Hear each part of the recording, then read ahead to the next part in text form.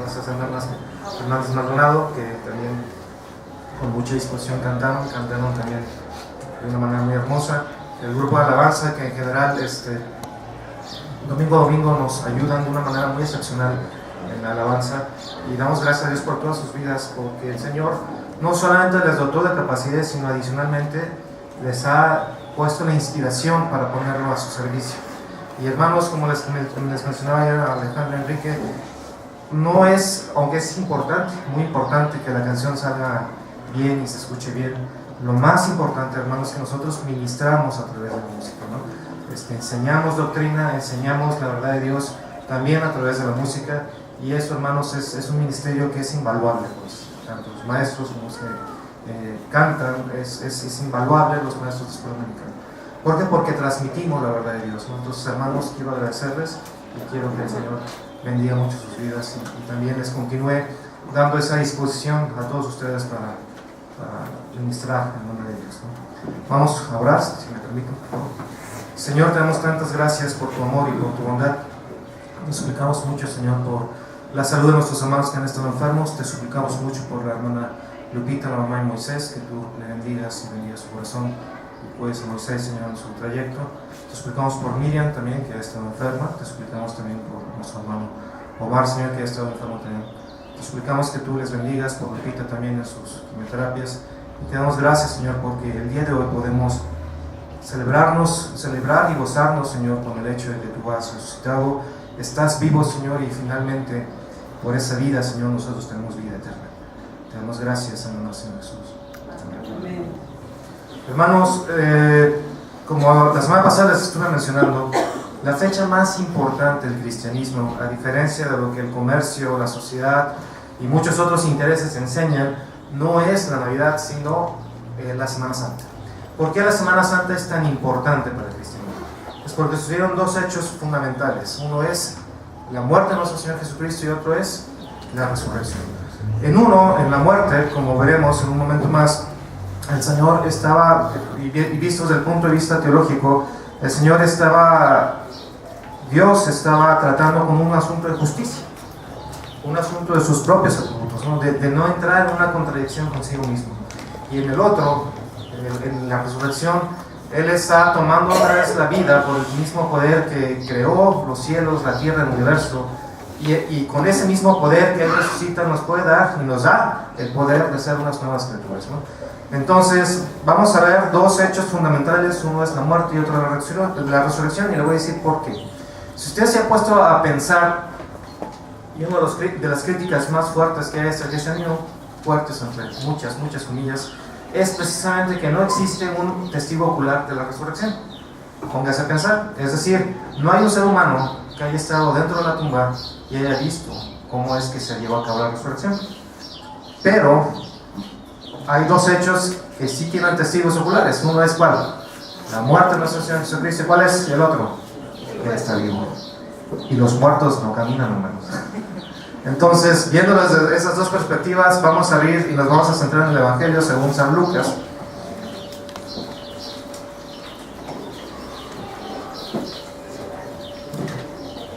Versículo 22. Capítulo 22.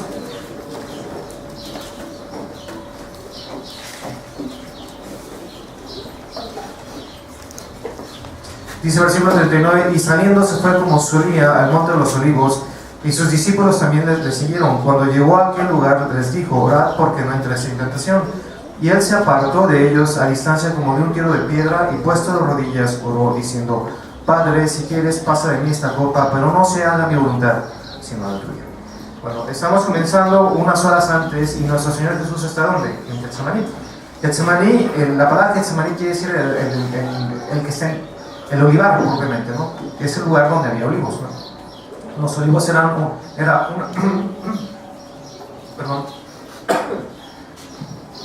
una parte muy importante de la economía de Palestina en aquella época, ¿no? Él está orando y está entrando en una angustia muy fuerte. En otro evangelio, en otro relato paralelo, dice que salían sudor como sangre propiamente y lágrimas como si fueran sangre propiamente. Ahora, eso es una condición médica muy importante, hermanos. ¿Por qué? Porque el estrés estaba entrando muy fuerte en su corazón, en su cuerpo. sustancias químicas, neurotransmisores, son secretados en el torrente sanguíneo, se rompen algunos vasos sanguíneos y finalmente sale sangre mezclada con sudor, con lágrimas, ¿no? Ahora, esto es muy importante, ¿por qué? Porque la piel ya queda en un estado muy frágil propiamente, ¿no? Es decir, ya hay una sensibilidad, hipersensibilidad en el nivel de la piel, ¿no? Inmediatamente después de esto, versículo 47 dice, gracias.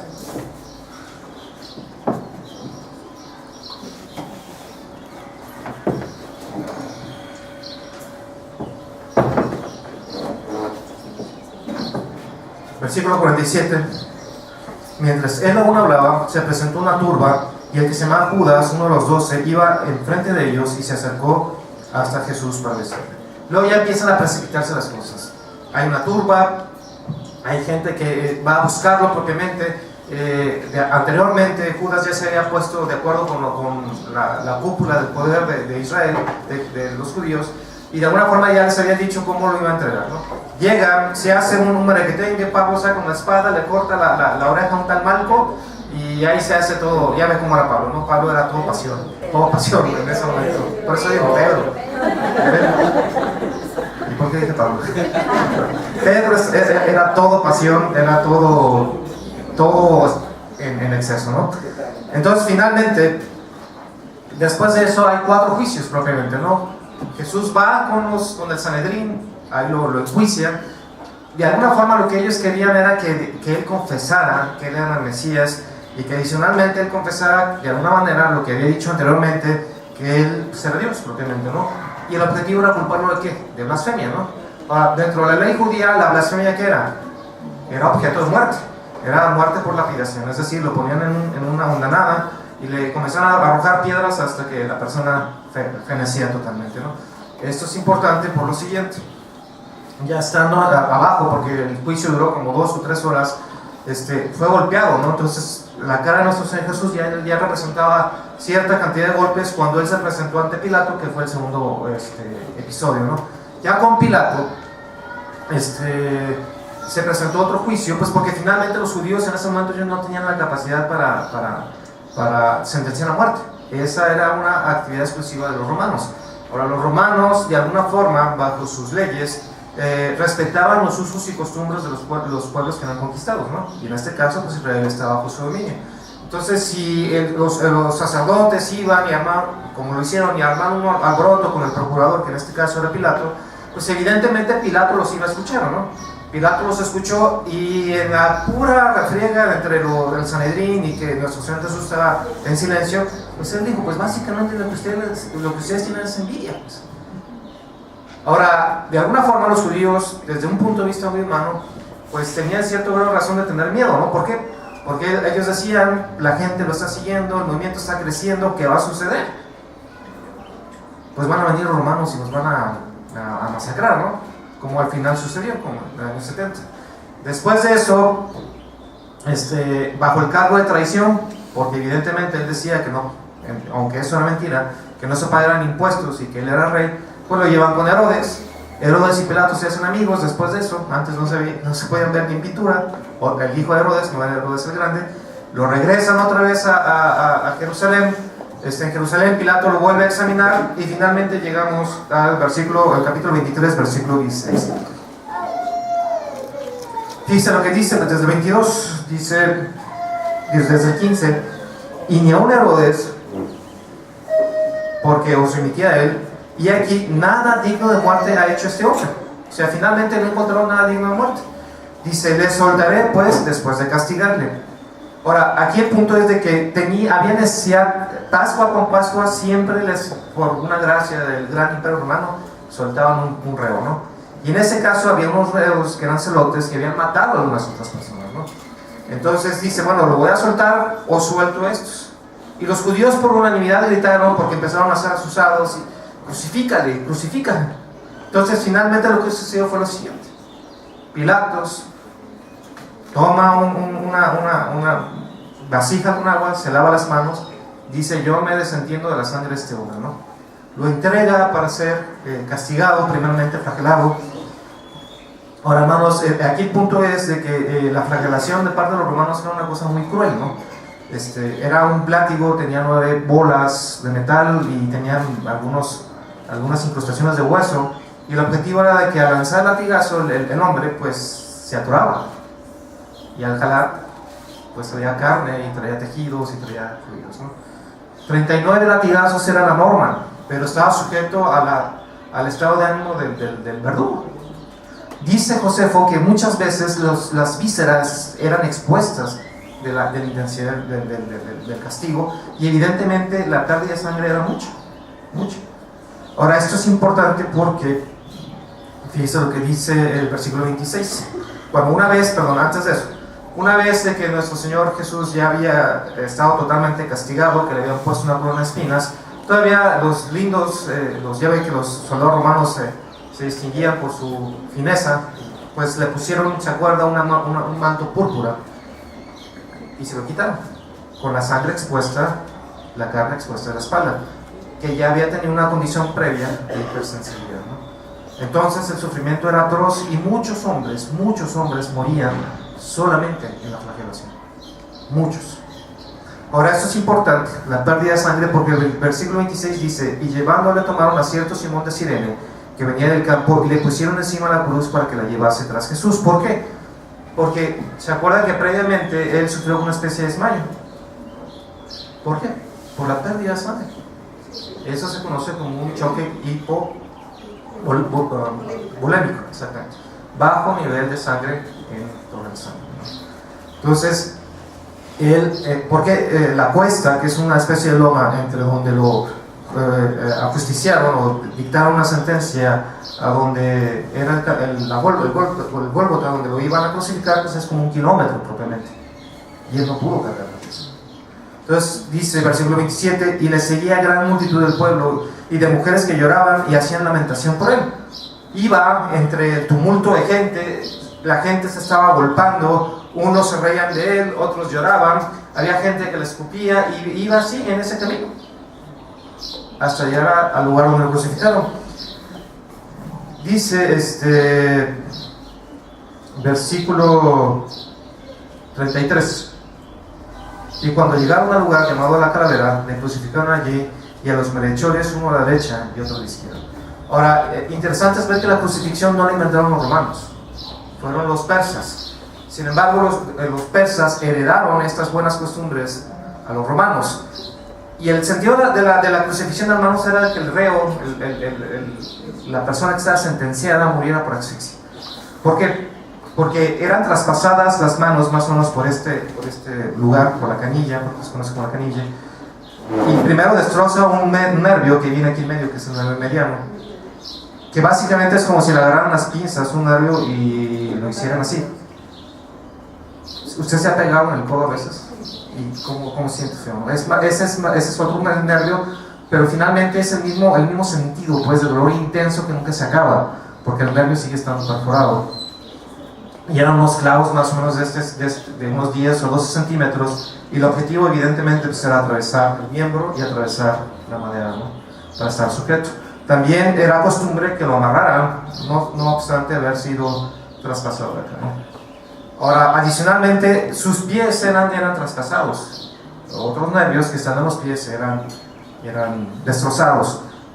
Y evidentemente, al estar en una posición de inhalación, o sea, así colgado, es como cuando nosotros que somos un poco más gorditos, intentamos atarnos la agujeta, agacharnos y nos falta aire, ¿no? Esa misma sensación es eso. Es eso. ¿Por qué? ¿Qué es lo que necesita para poder aspirar aire? Pararse.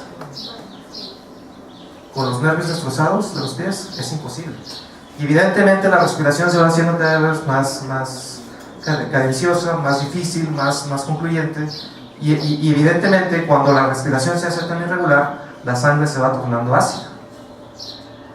¿Se acuerda que hay un intercambio de gases en el momento de la respiración, ¿no? Al hacerse esto, el corazón comienza a latir más fuerte, y adicionalmente uno retiene líquidos por los líquidos que acaba de perder, y su corazón late igualmente más fuerte. ¿Por qué? Porque trata de bombear sangre que ya no existe. Ahora, esto es congruente con lo que dice el versículo 36. Los soldados también le escarnecían acercándole y presentándole vinagre. Es decir, tenía mucha sed evidentemente, necesitaba reponer esos líquidos, y los soldados le acercaban esponjas con vinagre. Ahora dice, y diciendo, si tú eres el rey de los judíos, sálvate a ti mismo. Finalmente, ¿qué sucedió? Dice, versículo 46. Entonces Jesús, clamando a gran voz, dijo, Padre, en tus manos encomiendo mi espíritu. Falleció. Dice lo que dice, y cuando el centurión vio que había acontecido, dio gloria a Dios diciendo, verdaderamente este hombre era justo. En el relato paralelo del Evangelio según San Marcos dice que inclusive hubo un terremoto. Dice que adicionalmente hubo 3 horas de oscuridad. Una fuente extrabíblica lo corrobora. ¿Se dan cuenta? Entonces hubo oscuridad, hubo terremoto. Dice que el velo del templo se rasgó de arriba abajo. Fue un hecho catastrófico, pues tal cual, ¿no? Ahora, interesante es ver que los soldados romanos estaban impresionados de que yo hubiera estado muerto. ¿Por qué? Porque ellos tenían la costumbre de romper las rodillas. Entonces agarraban una bandera de acero y le quebraban las rodillas. ¿Para qué? Ya no podía respirar, ya no podía levantarse. La muerte sobrevenía en cuestión de minutos. Llega un soldado romano y le atraviesa este costado y dice que sale sangre mezclado con agua. Que esa es una condición muy normal en personas que tienen acidosis en la sangre. Se les forma un fluido alrededor de esas vísceras que al ser traspasado pues salió. ¿Y eso qué es lo que está confirmando? Su muerte. Su muerte. Mire, los soldados romanos eran expertos, no serán muy letrados y no tenían estudios de medicina, ni mucho menos, ni primeros auxilios, pero sí eran expertos en matar gente. Y ellos sabían que cuando una persona estaba muerta, estaba muerta. Ahora, ciertamente la descripción es muy cruda y solamente es una descripción, no es algo gráfico. Sin embargo, hermanos, si yo les hiciera una pregunta en este punto, una pregunta muy sensible, ¿quién mató a nuestro Señor Jesucristo? ¿Cuál sería la respuesta? Permítame que vayamos a Isaías 53, por favor. Isaías 53, un pasaje muy conocido, versículo 10. Con todo esto, el Señor quiso ¿qué? Quebrantarlo, sujetándolo al padecimiento. Cuando haya puesto su vida en expiación por el pecado, verá el linaje, vivirá por largos días, y la voluntad del Señor será en su mano prosperada. Vuelvo a preguntar, ¿quién mató a nuestro Señor Jesucristo? Dios el Padre. Dios el Padre. ¿Se da cuenta? La pregunta es, ¿por qué? Quiero que me siga ahora Romanos 3, por favor. Ponga su mano ahí porque vamos a regresar. Romanos 3, 23. Por cuanto todos pecaron, están ¿qué? Destituidos de la gloria de Dios, siendo justificados gratuitamente por su gracia mediante la redención que es en Cristo Jesús, a quien Dios puso como propiciación por medio de la fe en su sangre, para manifestar su justicia a causa de haber pasado por alto en su paciencia los pecados pasados, con un objetivo, con la mira de manifestar en ese tiempo su justicia, a fin de que Él sea justo y el que justifica al que es de la fe de Jesús. Ahora, esto parece trabalenguas, pero déjenme explicárselo. Pablo tenía un problema teológico muy grande. Dios es amor, Dios es amor. Dios es justo, Dios es justo. Si Él es justo, ¿puede pasar por alto y hacer como que no ve el pecado? No. ¿Se da cuenta? ¿Por qué? Porque sería injusto. O sea, es como si yo estuviera mi hijo Benjamín, mi hijo es muy bien portado normalmente, y finalmente él empieza a ser grosero con su mamá, y yo no hago nada. ¿Qué se pensaría de mí? Pues es injusto. ¿Usted qué piensa cuando el gobierno, en este caso, no estoy afirmando nada, es un ejemplo, el gobierno ve que hay corrupción y no hace nada? Es injusto. Es injusto. Ahora, ¿qué pensaría usted de Dios si hay pecadores por el mundo y Él de cualquier forma los lleva delante de su presencia? Es una injusticia, ¿no? ¿Dios puede ser injusto? ¿Cómo conciliamos la justicia de Dios con su amor? Porque ¿cuál es el sentimiento que Dios siente por el pecado? Ya lo hemos dicho tantas veces. Ira. La ira de Dios está sobre el pecador. ¿Cómo Él hace a un lado su ira? Y aquí dice muy claramente en Romanos 3, dice: a quien Dios puso como propiciación por medio de la fe en su sangre, para manifestar su justicia a causa de haber pasado por alto en su paciencia los pecados pasados. ¿Qué quiere decir con esto? Dios lo puso a Él en la cruz y lo quebrantó. ¿Por qué? Para satisfacer su justicia. Dios, el Dios de la Biblia, está tan comprometido con la gloria de su nombre, tan comprometido, que puso a su Hijo en la cruz del Calvario para que sufriera la contradicción del pecado en la cruz. Ese es el Dios de la Biblia. Ese es el Dios de la Biblia. Conociendo esto de Dios, lo que usted acaba de escuchar, si usted está en pecado delante de Dios, ¿usted cree que Dios lo va a dejar pasar solamente porque sí? ¿Usted cree que Dios va a salvar a todos de cualquier manera? No. ¿Se da cuenta? No. La respuesta es no. Dios está tan comprometido con la gloria de su nombre que dio a su Hijo para satisfacer su justicia y ser propicio a apartar su ira de aquellos que recibirían la fe por medio de nuestro Señor Jesucristo. ¿Se da cuenta? Dicho de otra forma, en la cruz del Calvario Dios está reconciliando su justicia y su amor. Mas Dios muestra su amor para con nosotros en que, siendo aún pecadores, ¿qué hizo Él? Cristo murió por nosotros. ¿Qué quiere decir esto? ¿Quién debería estar en la cruz? Yo. ¿Y quién está ahí? Cristo. Sin embargo, ahora que soy creyente, que yo tengo la fe de Cristo, dice que con Cristo estoy juntamente crucificado. ¿Se da cuenta? Y ya no vivo yo. ¿Quién es el que vive en mí? Cristo. Y lo que ahora lo vivo en la fe, lo vivo en la fe de Cristo Jesús, Señor nuestro. Ahora lo vivo. Bueno, que ya pasas a cantar, ya me acuerdo. Está bien. Y ese es el punto, hermanos. ¿Se da cuenta? Ese es el punto. Ahora, quiero que lo vea también desde otro punto de vista. Le estaba preguntando ayer a Diana, porque ella de alguna forma fue a la iglesia del Santo Sepulcro allá en Jerusalén, y cómo era propiamente. Entonces ella decía que pues primero pues es un edificio grande, pues, si no grande al menos adornado, y que pues ahí hay de todo, ¿no? Hay ortodoxos aventando incienso, hay católicos por este lado, hay cristianos por acá. Sin embargo, al parecer hay otra tumba que no está ahí, que no es tan turística, que piensan que es la tumba de Jesús. Pero en esa tumba, evidentemente, pues tú te tienes que meter más bien así como horcadillas.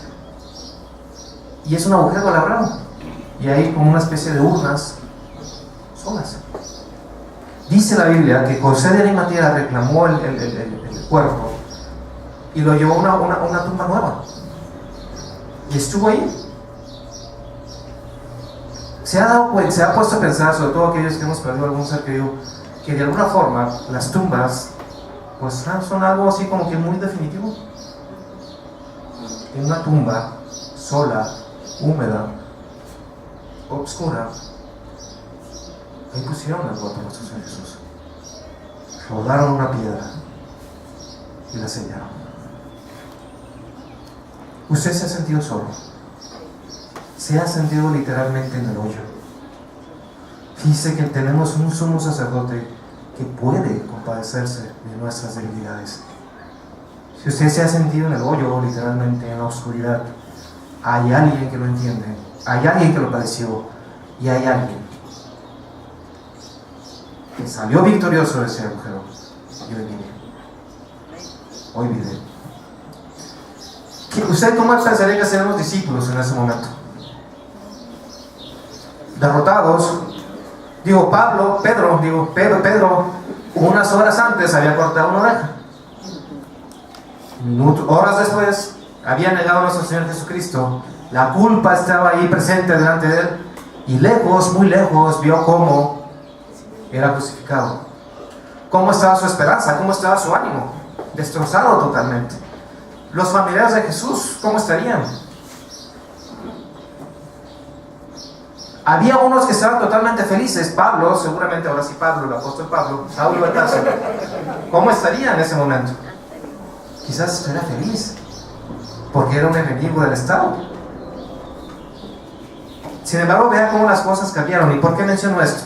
Porque ciertamente no hay ningún testigo ocular de la resurrección, pero sí hay testigos oculares de que nuestro Señor Jesús vive.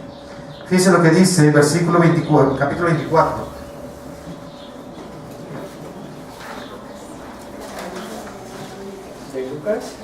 De Lucas.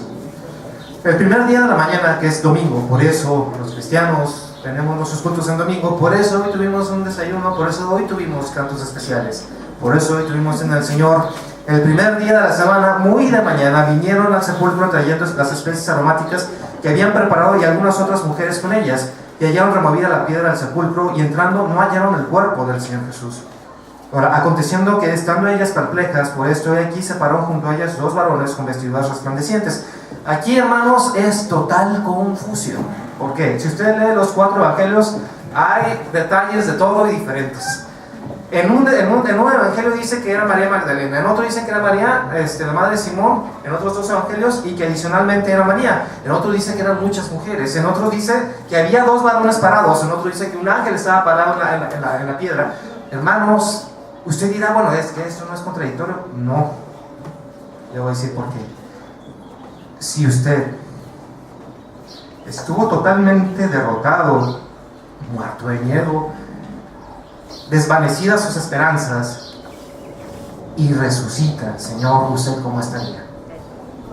Yo correría a la tumba, volvería a ir, vería otra vez, y eso es básicamente lo que está escribiendo aquí. Fue un caos.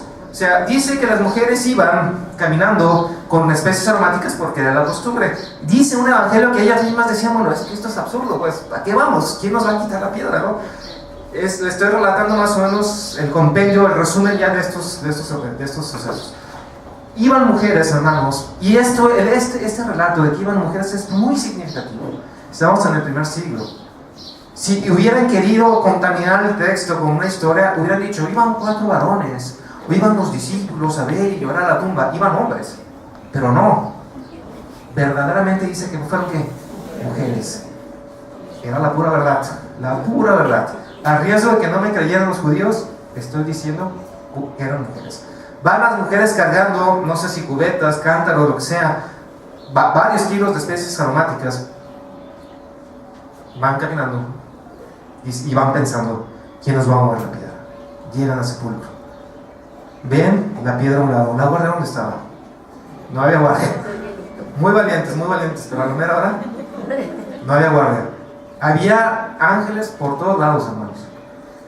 Les dicen, ¿saben qué? Vayan con los discípulos, porque el que ustedes buscan ya no está. Ya no está. Dice que se fueron corriendo, algunas asustadas. Dice que María Magdalena fue corriendo con los discípulos y le dijo a Pedro y a Juan, se han llevado el cuerpo, ¿dónde está? No sé. Van de regreso. Dice que Juan y Pedro iban corriendo, y Pedro estaba más viejito, evidentemente. Se cansó, llega Juan, pero ya después recobra las fuerzas Pedro y se mete hasta adentro, ¿no? Y llega ahí y observan cómo está el asunto. Ven la mortaja con la cual estaba enrollado nuestro Señor Jesús, desinflada. Ven el sudario con el que habían cubierto su rostro, acomodado al lado. Y el cuerpo no está. Esto es muy interesante por lo siguiente, hermanos. Una semana antes, ¿qué había sucedido con nuestro Señor Jesús? ¿A quién le había resucitado? A Lázaro. ¿Y cómo lo había resucitado? Con todo y mortaja. ¿Se da cuenta? Fue diferente. ¿Por qué? Porque Lázaro iba a volver a morir. Hay una tumba con el nombre de Lázaro. pero hay una tumba que está vacía. Dice que María Magdalena entra, ve, observa y dice, bueno, no entiendo qué pasa. Dice que hay un jovencillo por ahí y dice, oye, Señor, pues dime dónde está el cuerpo, ¿no? ¿Y qué pasó? Detrás de ella, alguien le dice, María, yo soy. Eso fue lo que sucedió. El 1,5 kilómetros que había de distancia de ahí a donde estaban los discípulos se le hicieron cortos. Iba gritando, Señor, el Señor ha resucitado, el Señor ha resucitado. Yo lo vi. Y los discípulos no sabían qué hacer. ¿Y sabe qué es lo que pasó? Pedro vio, Juan vio, pero Pedro no creyó, no comprendió. ¿Se da cuenta? Dice que estando las puertas cerradas se les aparece al Señor Jesús. ¿Qué es lo que pasó inmediatamente después de eso? El Pedro que estaba totalmente destrozado, se convierte de alguna forma, entiende lo que es la voluntad del Señor, entiende lo que es la resurrección del Señor. 40 días después, ¿qué es lo que hace? Se para en el templo, Pedro, el destrozado, el que había negado a Jesús, y se pone a predicar uno de los primeros sermones, si no es que el primer sermón evangelístico, y miles se convierten. ¿Por qué causa? ¿Por una mentira? ¿Porque el cuerpo estaba en la tumba? ¿Porque el Señor Jesús se desmayó y al final con los brazos descoyuntados se aparece con los discípulos todo herido y los impulsa a ir a predicar el Evangelio y a morir por la cruz? No, por lo que vio la gloria de nuestro Señor Jesucristo presente delante. Jacobo, el que nosotros conocemos como Santiago, que era hermano de ¿quién? Jesús, hijo de María, ¿era creyente? ¿Era de sus discípulos? No. Si él no creía en Jesús, si él lo vio morir en la cruz, ¿qué lo impulsó a él a escribir una carta y a ser el pilar de la iglesia en Jerusalén y morir martirizado? ¿Que su hermano estaba desmayado? No. Él vio a Cristo. Pablo que había estado muy feliz el día de su muerte, y que no solamente le bastó eso, sino que también estuvo presente en la ejecución de Esteban. Él guardaba la ropa. Yo te lo cuido, tú vas a apedrear. Y no solamente eso, sino que él persiguió a los cristianos. Y dice que llevaba a señoras ahí de los cabellos, de alguna forma arrastrándolos, y los llevaba a la muerte. Y respiraba venganza y odio hacia los cristianos. ¿Qué impulsó a este hombre a separarse de todo eso y servir a ese Señor que él perseguía y morir también totalmente en el exilio? Estuvo mucho tiempo en la cárcel, de alguna forma en arresto domiciliario, y adicionalmente dice que sufrió hambres y privaciones y naufragios y vivió toda clase de peligros. ¿Por qué? Porque vio a Cristo. Porque él vio a Cristo.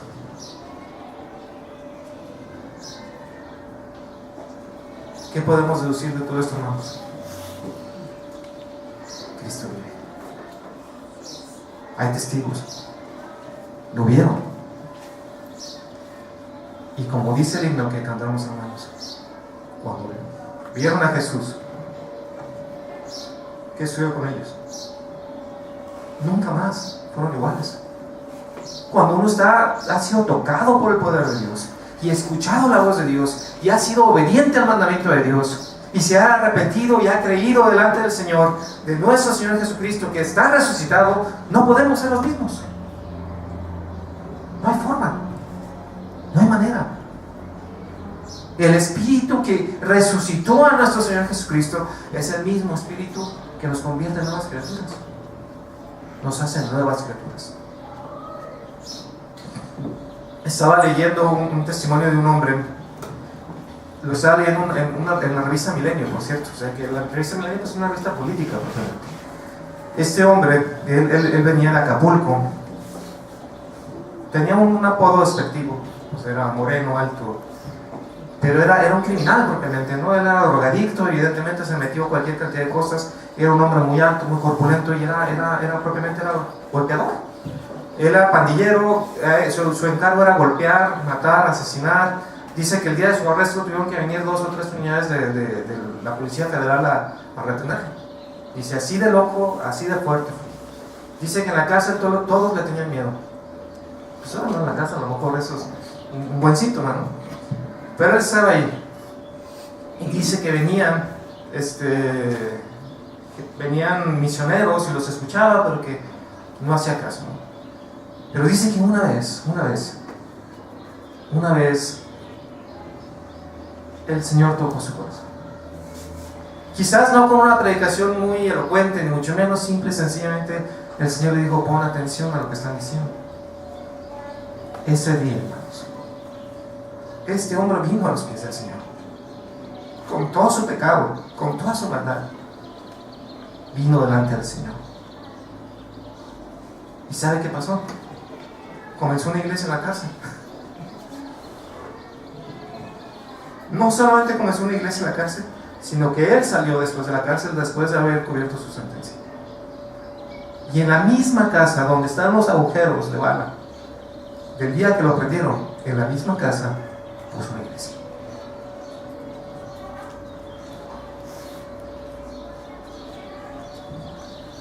¿Qué es eso? Ahí abajo había muchas críticas de cómo va a ser. Esto es el poder de Dios actuando.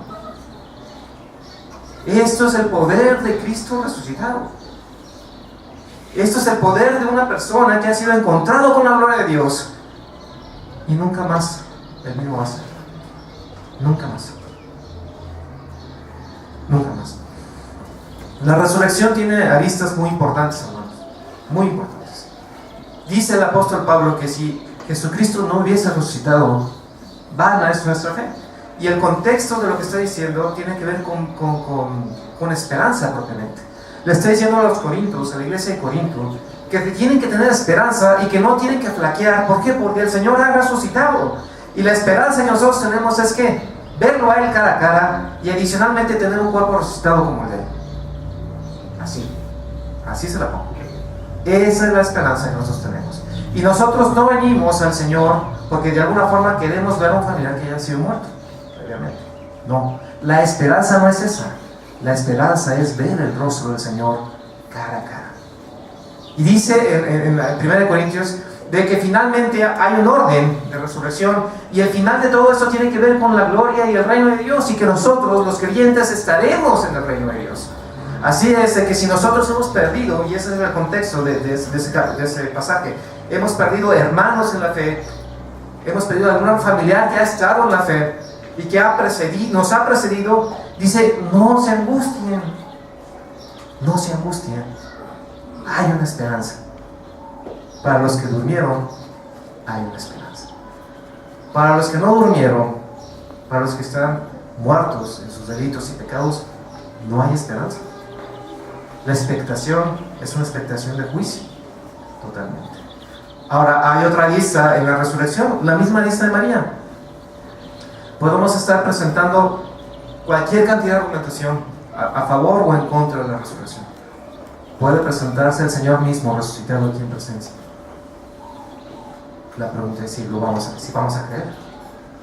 ¿Usted va a creer? ¿Qué quiere decir creer propiamente? Creer quiere decir humillarse delante de Él, saber quién es Él y quién soy yo, arrepentirse, venir ante Él, rogar por su perdón. ¿Y qué más quiere decir creer? Vivir para Él, continuamente, estar orando, ser un siervo de Él, valorar a Dios sobre todas las cosas, aún sobre mi propia vida. Eso es creer. Valorar a Dios al punto quizá de mi propio sacrificio. Valorar a Dios inclusive en las cuestiones donde yo no estoy sufriendo propiamente. Eso es creer. Eso es creer. No ser el mismo. Nunca más. Eso es creer. ¿Usted ha creído al Señor? ¿Lo ha creído de esa manera? ¿Se da cuenta? María Magdalena vio las evidencias. Las vio evidentemente. Se metió, vio ángeles. A los ángeles los andaban muchacheando. Muchachos. Vio las sábanas ahí todo apachurraditas y todo esto. Y creyó. Inmediatamente, no.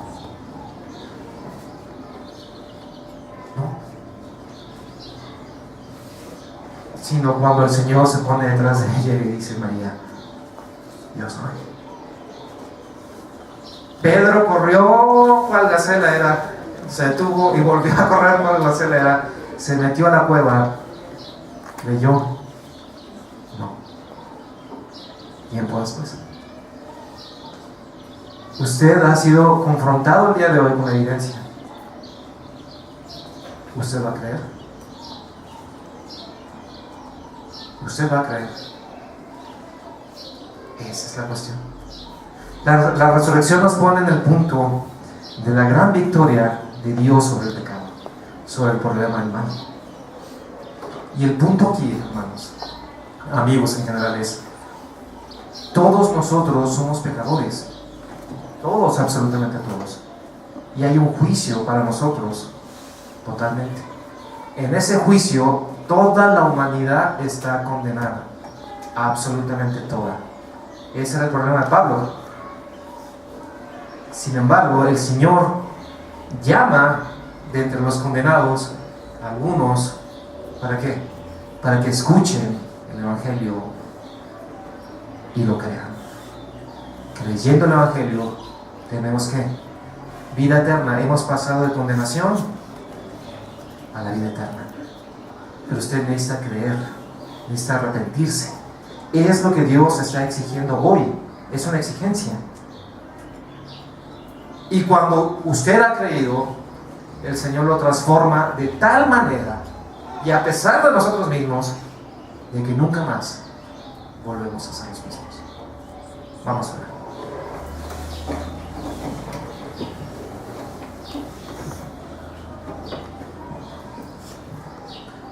Si usted viene por primera vez aquí a la iglesia, usted ha sido invitado, escuche la voz de Dios. La voz de Dios le demanda hoy que se arrepienta y que crea delante de Él. Finalmente puede ser que no entendamos mucho acerca de la Biblia, pero el Señor le demanda eso a usted. Usted puede pedir y rogar por su salvación delante del Señor. Señor, te damos tantas gracias por este día. Yo te suplico, Señor, que el día de hoy, nosotros, delante de la evidencia, podamos entender, Señor, tu Evangelio y arrepentirnos, Señor. Te damos gracias por tu amor. Te damos gracias, Señor, por tu justicia. Y te damos gracias, Señor, porque en la cruz del Calvario tú empataste tu justicia con tu amor, Señor. Ahora, Señor, te suplicamos, Señor, que transformes nuestras vidas día a día, de tal forma, Señor, que nunca más seamos los mismos. Te damos gracias por tu amor, te damos gracias por tu misericordia. En el nombre de nuestro Señor Jesús. Hermanos, el Señor ha resucitado. El Señor ha resucitado. Y hoy quiero pedirles algo.